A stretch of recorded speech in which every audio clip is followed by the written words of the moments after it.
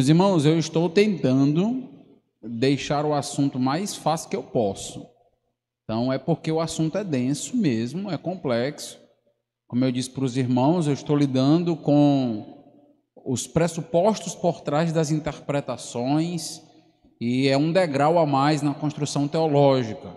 Então, eu estou tentando facilitar e espero que eu esteja sendo compreendido, porque às vezes a gente acha que está comunicando, mas às vezes não está conseguindo. Eu espero que esteja conseguindo. Nas perguntas, daqui a pouco eu vou ver se eu conseguir comunicar alguma coisa, né?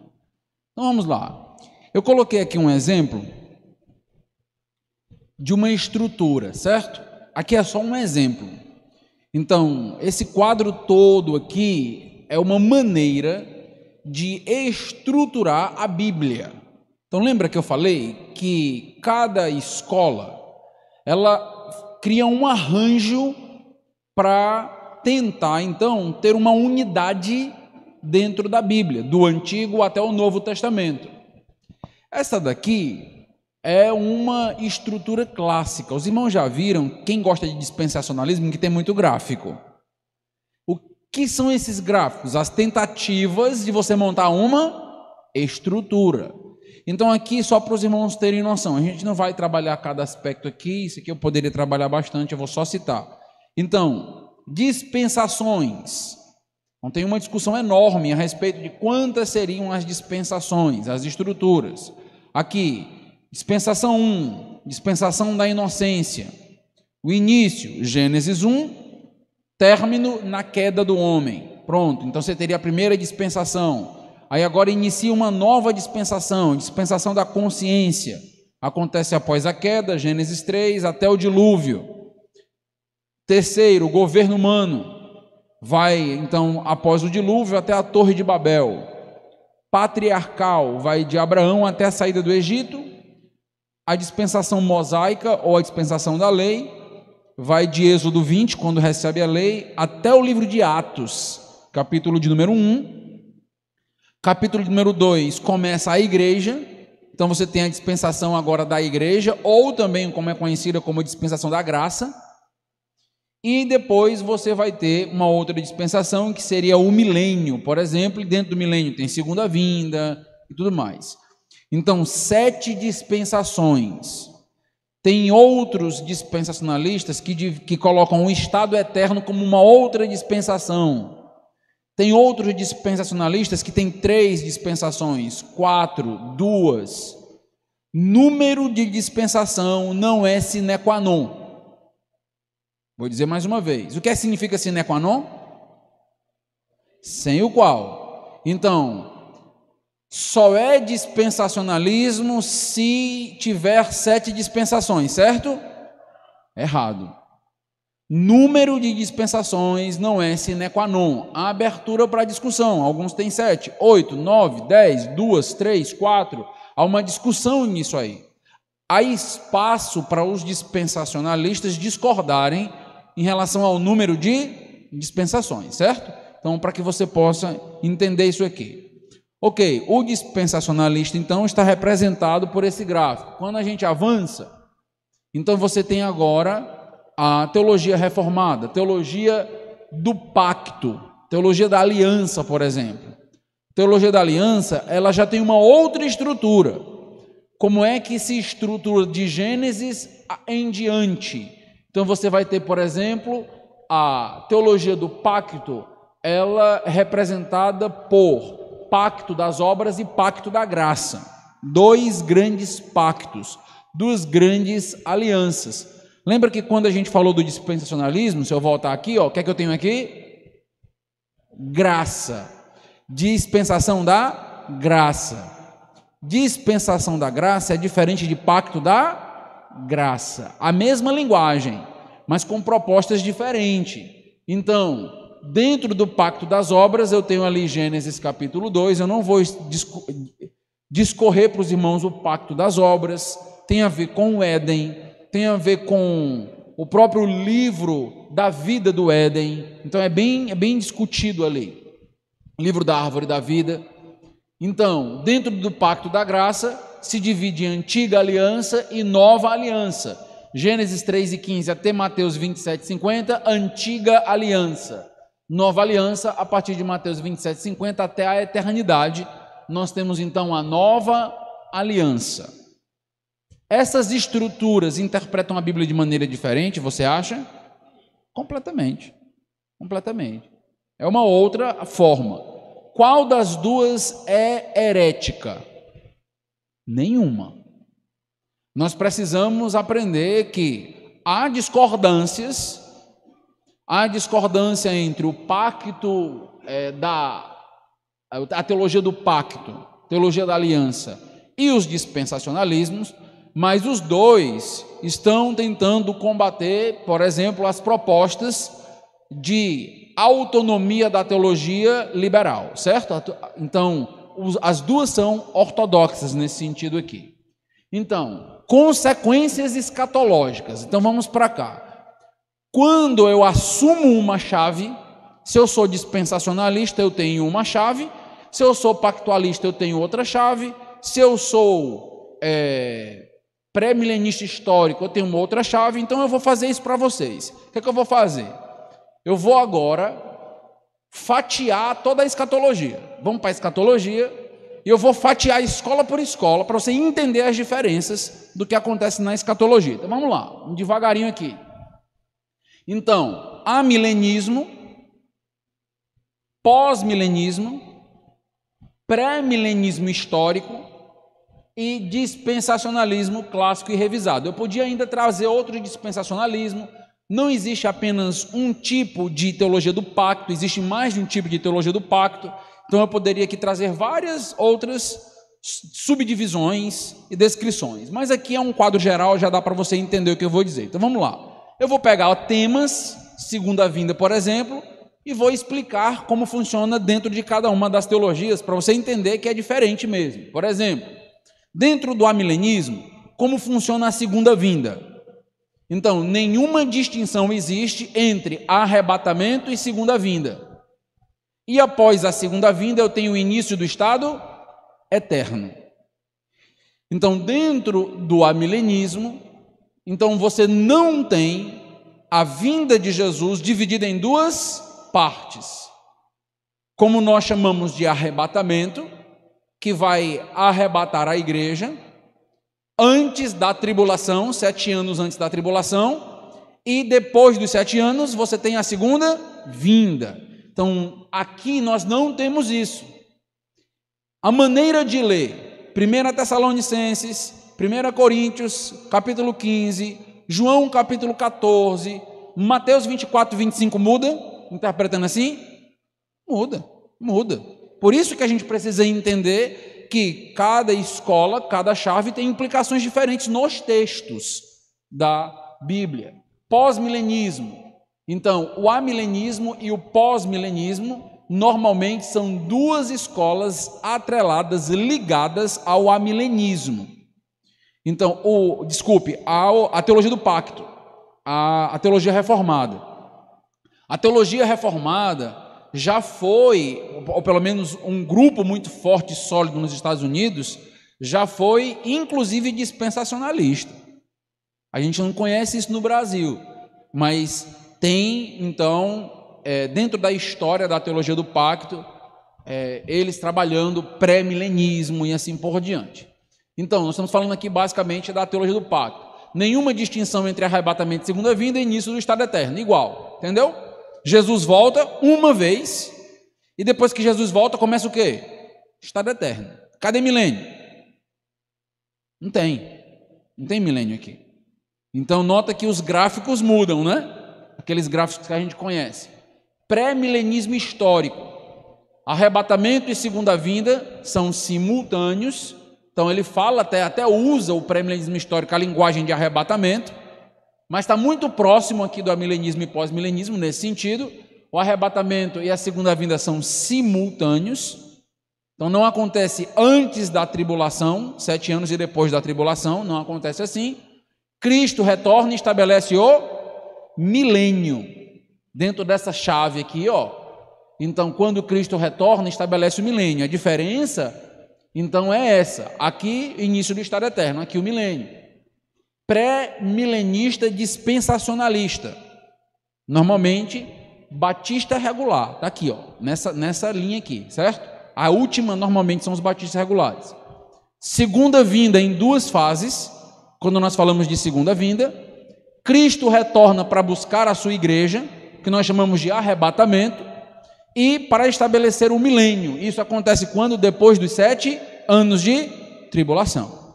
Isso aqui é o que o pré-milenista dispensacionalista crê sobre a escatologia. É isso aqui. Ok. Outro tema, ressurreição. Amilenismo. Uma ressurreição de crentes e incrédulos na segunda vinda.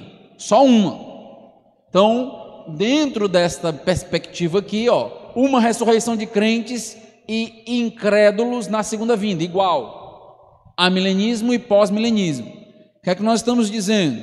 Nós estamos dizendo que todas as vezes que eu estiver lidando com um texto sobre aqui a ressurreição, isso acontece em um só momento. Então, isto é completamente diferente e traz muitas implicações sobre as interpretações do livro de Daniel para nós. Sobre, por exemplo, quando nós pensarmos quando irá ressuscitar os crentes do Antigo Testamento. Aqui é todo mundo igual, todo mundo no mesmo momento, certo? Crentes e incrédulos, todo mundo no mesmo momento. Pré-milenismo histórico, ressurreição de crentes logo antes do milênio. Então, antes do milênio, depois dos 7 anos de tribulação, vai ter a ressurreição dos crentes e dos incrédulos lá no final. Então, duas, só que acontecendo depois dos 7 anos. O batista regular normalmente está aqui, dispensacionalista. Ressurreição em pelo menos 3 etapas. Igreja, ela ressuscita no arrebatamento. 1 Tessalonicenses capítulo de número 4, por exemplo. Então, a igreja ressuscita aqui. Aí você vai ter uma outra ressurreição. Crentes do Antigo Testamento e os crentes da tribulação, que passaram 7 anos na tribulação, normalmente ressuscitam quando? Depois dos 7 anos da tribulação. E aí você vai ter também agora os incrédulos, apenas os incrédulos depois do milênio, ressuscitando agora para então passar pelo grande trono branco, certo? Então 3 ressurreições. Essa turma aqui, ó, eles dizem assim, amilenismo, pós-milenismo, eles dizem, rapaz, dispensacionalista gosta de complicar as coisas, viu? Tudo para dispensacionalista é muito. Quando a gente fala da vinda de Cristo, 2. Ressurreição, 3. A Bíblia é simples. A Bíblia é uma ressurreição, é uma vinda de Cristo. Qual o problema, pessoal, com isso? Nós dizemos, sim, nós fazemos isso porque nós encontramos textos que precisam ser harmonizados.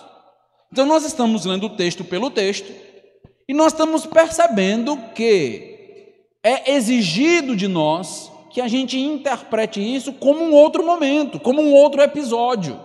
Então, nesse sentido, nós dizemos, nós não temos problema com o número. Se fosse 20 ressurreição, a gente tinha que ter 20 ressurreições. Por que eu tenho que simplificar tudo? Se a Bíblia é difícil, eu não preciso colocar tudo numa só. Eu preciso tratar a Bíblia como ela se revela. Se ela se revela em 2 momentos na ressurreição, eu falo 2. Se é 3, 3. Então, mas é assim que normalmente nós percebemos. Outro tema, julgamento. Um julgamento. Pronto. Simples. Um julgamento. Um julgamento para crentes e incrédulos acontecendo no mesmo momento. Pós-milenismo. Um julgamento do mesmo jeito. Está vendo como é fácil? Tudo um. Pré-milenismo histórico. Já é diferente, já está mais próximo do batista regular. 2 julgamentos. Então, um acontecendo na segunda vinda e outro acontecendo depois do milênio. Julgamento de crentes e incrédulos e julgamento, então, de incrédulos. Aqui, no dispensacionalismo, 3 julgamentos. Julgamento da igreja após o arrebatamento, que a gente chama de tribunal de Cristo. Aí tem toda aquela discussão que os irmãos que gostam de escatologia já sabem, do bema, da diferença do trono, toda aquela discussão. Após os 7 anos de tribulação, outro julgamento. O julgamento agora dos bodes e dos cordeiros. Jesus Cristo vem e vai julgar agora aquelas pessoas daquele contexto da tribulação, separar os bodes das ovelhas. Os bodes morrerão e as ovelhas entrarão no milênio. E nós temos então também o grande trono branco. Quem será julgado no grande trono branco? Normalmente a posição é essa, é a posição que os incrédulos serão julgados no grande trono branco. Há uma discussão aqui, só para lançar para vocês pensarem. Alguns dizem o seguinte: grande trono branco é marcado certamente pelos incrédulos, é a grande força. Só que, quando a gente pensa sobre onde serão julgados, como acontecerá a ressurreição dos que morrerem no milênio, não é uma discussão interessante? A Bíblia simplesmente não fala nada. Alguém morreu no milênio, o que acontece? Vai ter morte no milênio? Sim ou não? Vai ter morte no milênio. Entram pessoas vivas no milênio. É dito que será um tempo abençoado. O que morrer, vai morrer aos 100 anos. Lembra lá da discussão de Isaías. Mas normalmente se entende que sim, que vai ter inclusive batalha. Então vai morrer crente, vai morrer incrédulo naquele momento ali. O que acontece? Certo, o crente morre. O que acontece com ele? A Bíblia fala alguma coisa? Você tem um silêncio sobre isso. Será que acontece uma transformação do corpo automática? Morreu, pronto, já ressuscitou, está automático, corpo glorificado. A Bíblia não fala. Porque a Bíblia não fala nem sobre galardões, não fala para nada do milênio. Alguns dizem assim: tudo bem, então uma das possibilidades é que o grande trono branco poderia estar julgando também estas pessoas. Eu não vejo isso com maus olhos, não vejo. Eu vejo que, lembra lá que vão ser abertos livros lá, eu não vejo isso com maus olhos, nem como uma deturpação do dispensacionalismo. Acho até interessante a posição. Só não posso dizer que só existe um julgamento.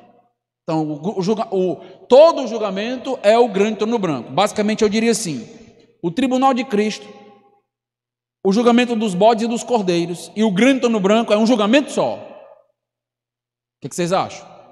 Pronto, isso aí é um problema para a gente. A gente diria: não é assim. Isso foge do que a gente entende, ok? Tribulação, amilenismo, na era presente, nós já estamos na tribulação na terra. Sim, vai haver um período de intensificação da tribulação. Antes de Cristo voltar, haverá um período de intensificação. Quantos anos são a tribulação? 7. E como é que o amilenista diz isso? Fácil. Ele diz: 7 anos não são 7 anos literais. 7 anos literais já dura 2000 anos. Pronto. É isso aí, é assim que se interpreta a tribulação. E a tribulação está acontecendo aqui, antes de Jesus Cristo voltar, vai ter uma intensificação das dores e Jesus Cristo volta. Certo? Esta é a interpretação. Então, pós-milenismo da mesma maneira, pré-milenismo histórico também, tribulação na era presente. Lembra que o mais próximo do dispensacionalismo é o pré-milenismo histórico, mas aqui já diferenciou.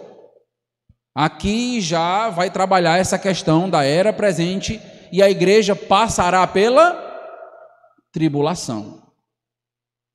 Não aquela de 7 anos, porque não existe isso nessas perspectivas, mas nessa tribulação que nós já estamos, certo? Aqui, pessoal, é preciso você entender por que alguns dão tanta ênfase em alguns textos bíblicos dos nossos dias. Porque tem muito batista regular confuso. Muito. Então, assim, olha, já estão acontecendo. Pandemia agora, na época da pandemia. Pronto, a Bíblia fala sobre pestes, fala sobre guerra, rumor de guerra. Então, alguns dizem, pronto, tudo aquilo que a Bíblia fala já seria a tribulação. Não está lá a descrição? Qual é a descrição da tribulação? Lembra lá dos selos que serão abertos, morte, fome, tudo aquilo já está acontecendo. Já está acontecendo. Inclusive, presta atenção, não respire nem pisca, presta atenção. Lembra qual é o primeiro selo que é aberto? Bora lá, vocês gostam de escatologia. Primeiro selo. Primeiro selo diz o quê? Qual é o primeiro selo? Oi? Cavalo branco. Estão lembrados lá? O cavaleiro no cavalo branco. Lembra lá que vão ser ditos 4 cavaleiros. O primeiro é esse. Aqui o que é que acontece? Presta atenção como é completamente diferente, pessoal. Se nós já estamos na tribulação, como é que eu interpreto o cavaleiro branco nesta perspectiva aqui? Basicamente, lembra da grande comissão? Lembra de missões? A grande comissão? O evangelho vai ser espalhado pelo mundo?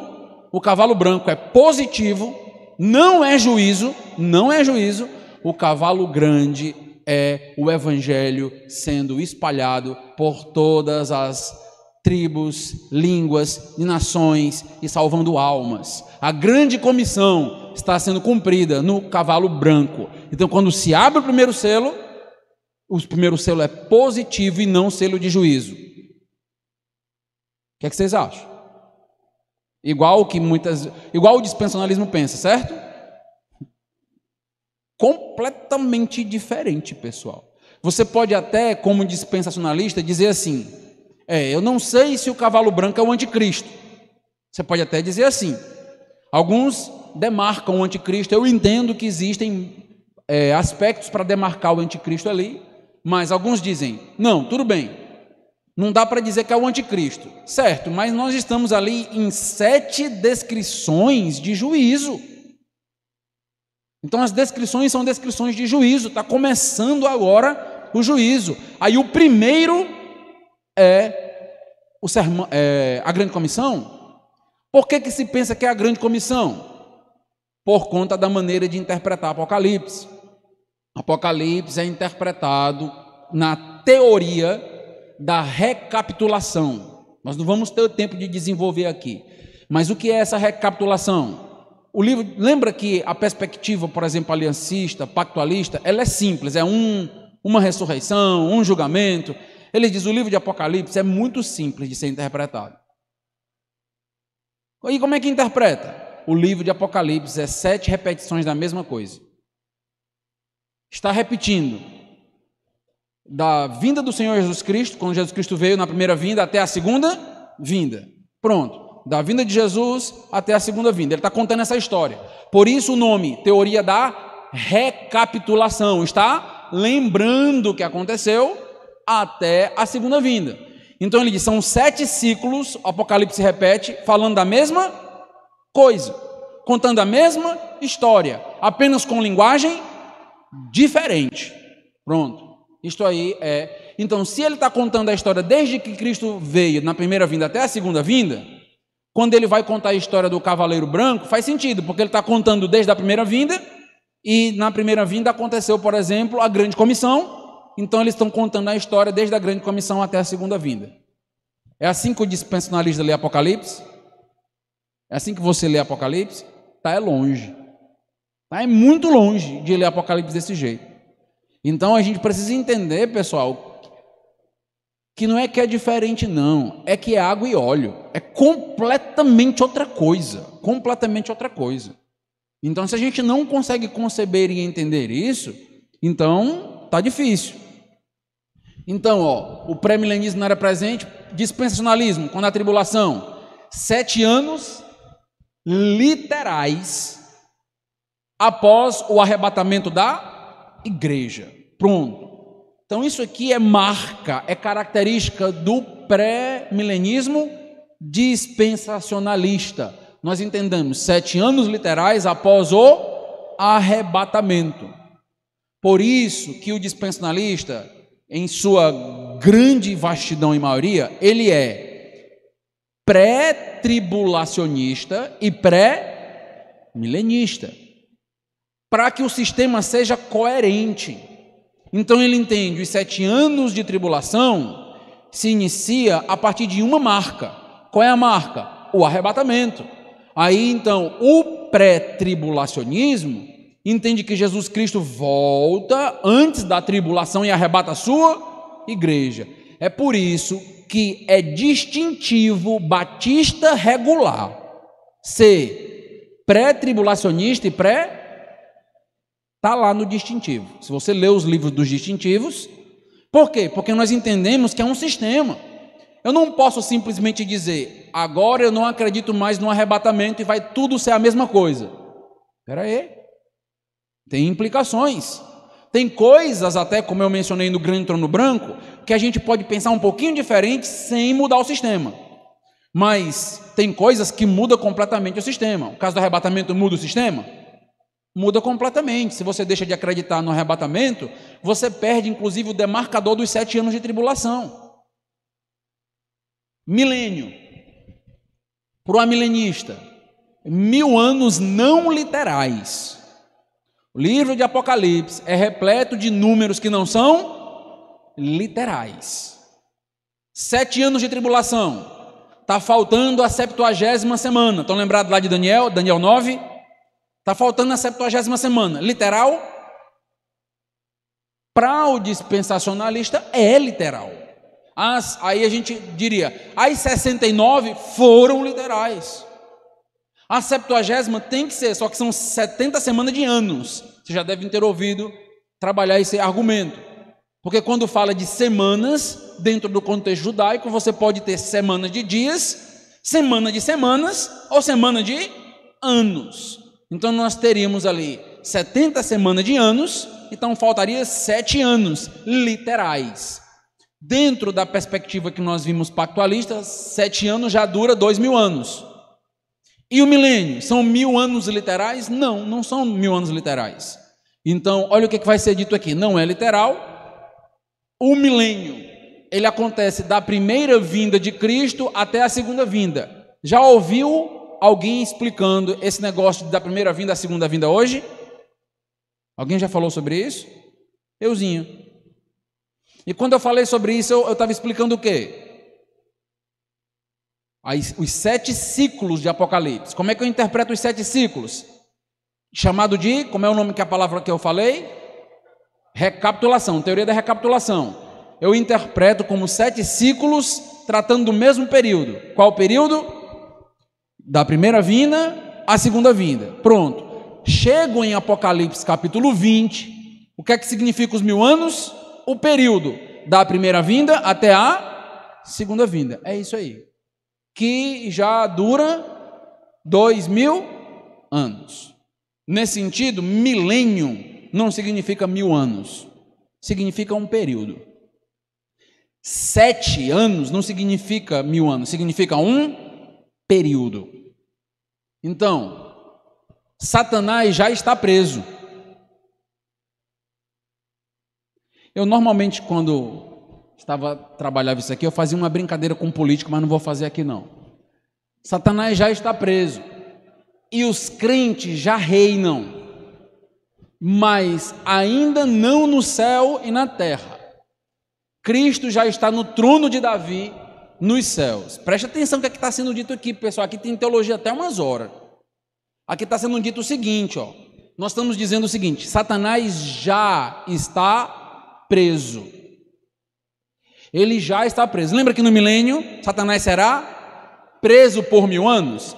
Se nós já estamos no milênio, Satanás já está preso. Lembra no texto de Mateus, quando é dito que Jesus Cristo vem para vai prender o valente e vai tirar do valente aqueles que estavam cativos? Milênio. Ali nos evangelhos nós já temos o milênio. Então, Satanás já foi preso e o milênio já está acontecendo. Só que não na terra. Preste atenção, um dualismo aqui. Na terra está acontecendo o quê? Tribulação. 7 anos literais, certo? Certo ou errado? Vai ver se o professor te ensinou mesmo, se presta. 7 anos literal ou não? Não. 7 anos que já duram quantos anos? 2000 anos. Está acontecendo a tribulação aqui que vai ser intensificada no finalzinho para Jesus voltar. Certinho? Beleza. Milênio. Está acontecendo no céu. Enquanto está acontecendo a tribulação na terra, o milênio está acontecendo no céu. Satanás já está preso. Cristo já está sentado no trono. E esse trono é o trono de Davi. Aí, olha a implicação disso aqui, pessoal.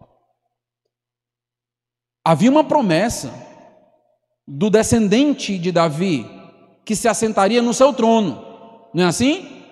Pronto. Essa promessa está sendo cumprida onde? Quando? Hoje. Agora. Ele está sentado no trono de Davi. Isso elimina o quê? A necessidade de quê? Isso elimina a necessidade de quê? Do milênio terreno. Pronto. Elimina essa necessidade. Não precisa disso. Porque se foi feita essa promessa de Jesus Cristo vir e reinar como descendente de Davi, se ele já está reinando no trono, no céu, de maneira espiritualizada, um milênio espiritual, não tem mais necessidade de cumprir aquilo de maneira literal.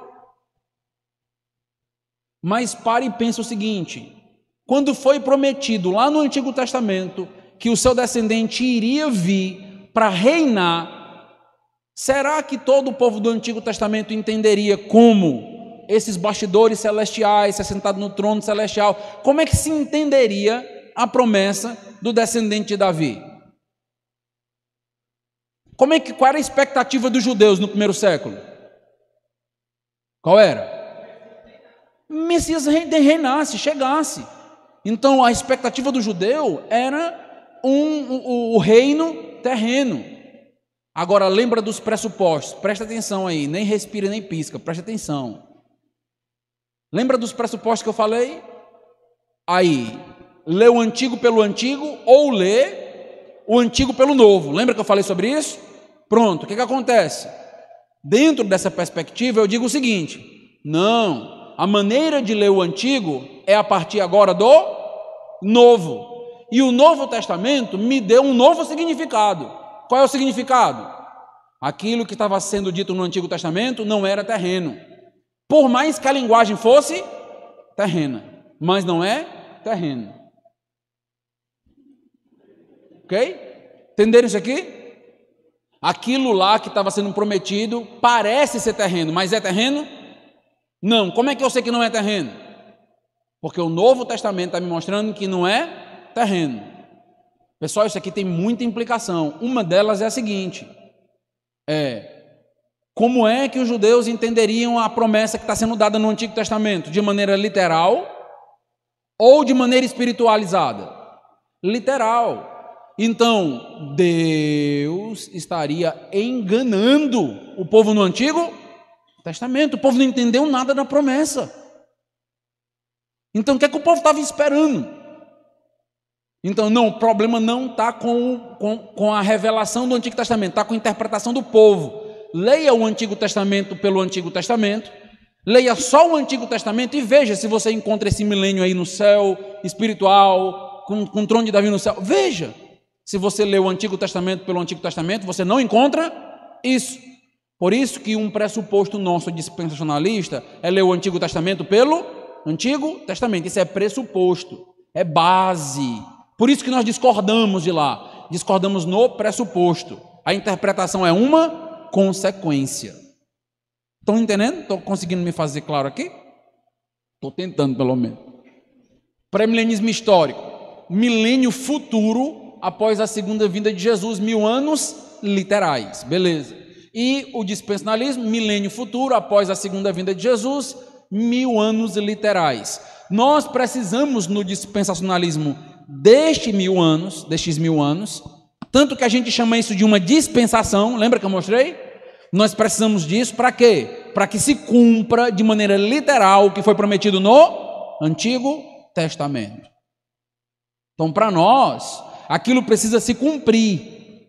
As promessas feitas a Israel precisam se cumprir para Israel, étnico, nacional.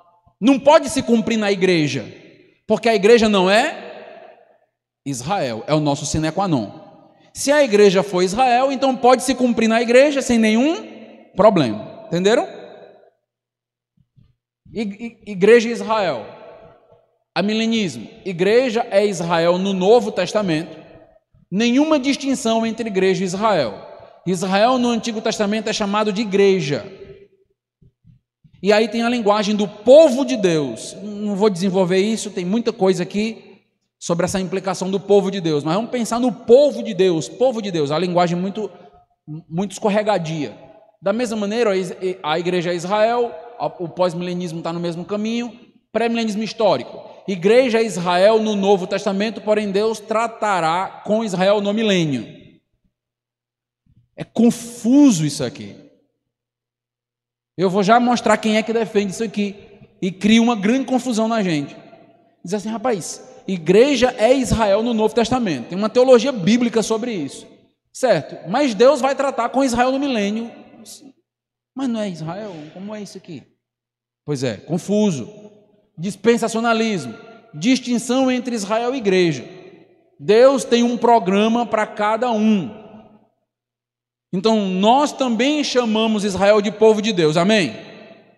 Ou não? Amém. Tem que dizer amém. Nós também chamamos a igreja de povo de Deus, amém? Só não confundimos as coisas. Existe na Bíblia muitos povos de Deus. Eu vou dar um exemplo.